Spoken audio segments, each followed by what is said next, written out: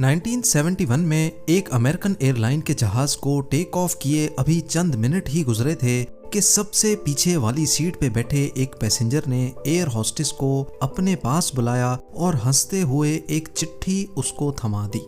उस चिट्ठी में सिर्फ चंद अल्फाज लिखे थे जिसने पूरे अमेरिका में हलचल मचा कर रख दी। वो पैसेंजर कौन था और FBI आज तक उसको जिंदा या मुर्दा क्यों नहीं ढूंढ पाई। ढूंढना तो दूर की बात, अमेरिका की सबसे पावरफुल इंटेलिजेंस एजेंसी पिछले 50 सालों से उस पैसेंजर की जर्रे बराबर भी इंफॉर्मेशन नहीं निकाल पाई। नाजरीन, इस इंटरेस्टिंग वाक़े की शुरुआत 24 नवंबर 1971 को पोर्टलैंड एयरपोर्ट से हुई थी।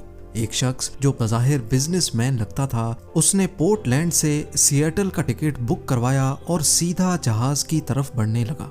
तब अमेरिका में डोमेस्टिक फ्लाइट्स पर किसी किस्म की भी कोई सख्ती नहीं हुआ करती थी। ना ही पैसेंजर्स का सामान चेक किया जाता था और ना ही उनकी आइडेंटिटी वेरिफिकेशन की जाती थी। ये नॉर्थ वेस्ट ओरिएंट एयरलाइन का जहाज बोइंग 727 था, जिसको सिर्फ 45 मिनटों में पोर्टलैंड से सिएटल तक पहुंचना था।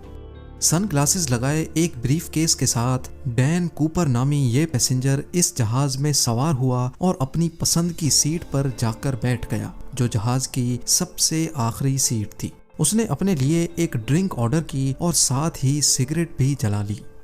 यहाँ तक सब कुछ नॉर्मल चल रहा था, क्योंकि फ्लाइट में स्मोकिंग करना भी 70s में अलाउड था। ठीक 2:58 पर फ्लाइट टेक ऑफ हो गई।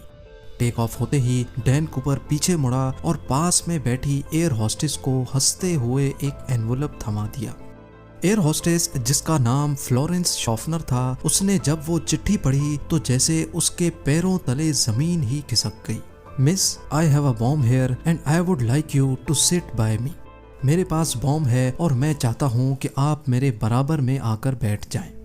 फ्लोरेंस शॉफनर जब डैन कूपर के बराबर में आकर बैठी तो उसने अपना ब्रीफ केस खोला, जिसमें डायनामाइट की 8 स्टिक्स और एक डेटोनेटर भी मौजूद था।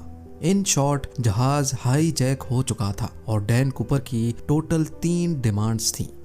उसको 5 बजे से पहले पहले $2 लाख कैश, 2 पैराशूट के पेयर्स और सिएटल एयरपोर्ट पर एक रीफ्यूलिंग ट्रक रेडी चाहिए था। अपनी डिमांड्स के आखिर में उसने फ्लोरेंस शॉफनर को इनडायरेक्टली ये भी बोला कि अगर कोई गलती हुई तो मैं बॉम्ब फाड़ दूंगा। डैन कूपर के अलावा इस जहाज में 35 पैसेंजर्स थे, जिनको पीछे जहाज में होने वाले इस वाक़े का बिल्कुल भी इल्म नहीं था। फ्लोरेंस शॉफनर डैन कूपर की डिमांड्स लेकर कॉकपिट में गई और कैप्टन को सारा माजरा सुना दिया। एक दूसरी एयर होस्टेस, जिसका नाम टीना मकलो था, वो अब एक इंटरकॉम लेकर डैन कूपर के साथ आकर बैठ गई, जो पायलट और डैन कूपर के दरमियान मैसेज पहुंचाने का काम कर रही थी। याद रहे कि ये अमेरिका की हिस्ट्री में होने वाला पहला प्लेन हाईजैक था जो रैंसम के लिए किया गया था। इसी वजह से लोकल अथॉरिटीज और FBI ने फैसला किया कि हाईजैकर की सारी डिमांड्स पूरी की जाएं।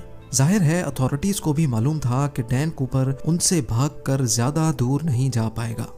फ्लाइट, जिसको सिर्फ 45 मिनटों में ही सिएटल में लैंड करना था, वो अब अगले 1.5 घंटे तक एयरपोर्ट के गिर्द गर्दिश करती रही और बकाया 35 पैसेंजर्स जो इस सारे वाक़े से बिल्कुल बेखबर थे, उनको बताया गया कि टेक्निकल डिफिकल्टी की वजह से प्लेन की लैंडिंग में दुश्वारी हो रही है। इस दौरान सिएटल नेशनल बैंक से $20 के 10,000 नोट इकट्ठे किए गए, जिनके सीरियल नंबर्स नोट कर लिए गए थे, और एक करीबी स्काई डाइविंग क्लब से 2 पैराशूट की जोड़ियां भी अरेंज की गई।